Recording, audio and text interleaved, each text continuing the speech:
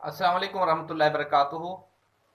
नाज़रीन, जैसा कि आपको पता है, मैंने इस वीडियो बनाई थी जब कराची में वाक़या पेश आया। वो एक काफ़ी दोस्तों ने देखी है। मेरा नंबर उस वीडियो पे मौजूद था। रात मुझे कॉल आई कि आपने वीडियो क्यों बनाई है, आपने इसमें झूठ बोला है, आपने इसमें इल्ज़ामात लगाए हैं। हालांकि जिसने मेरी वीडियो देखी है वो लिंक आपको डिस्क्रिप्शन में मिल जाएगा कि मैंने वाकया बयान किया कि ऐसे वाकया हुआ, कोई इसकी मजम्मत की, और एक बयान की मोहब्बत के लोगों की मुफ्ती साहब से मोहब्बत कैसी है। असल में उसको एक वीडियो का नुकसान दुख नहीं हुआ, उसको जो मैंने ये कहा ना कि मुफ्ती साहब से लोगों की मोहब्बत सच्ची है, वाह वाह वाले नहीं है, जाने देने वाले हैं, इस बात की बड़ी तकलीफ हुई।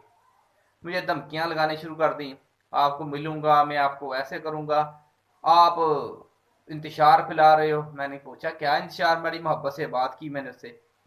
तो रिकॉर्डिंग पड़ी है मेरे पास, अगर मौका है तो वो भी आपको सुनवा दूंगा इंशाल्लाह।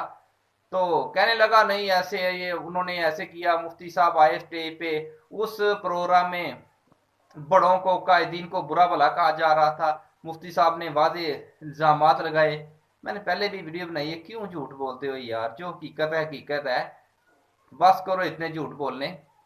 और अक्सर एक दो लोग वीडियो बनाते हैं ऐसे, हजारवी मीडिया वाला एक हर वक्त बैठा अपनी जुबान चलाता है कि मुफ्ती साहब के जो मानने वाले हैं ना, दूसरों को गालियां देते हैं, बुरा भला कहते हैं।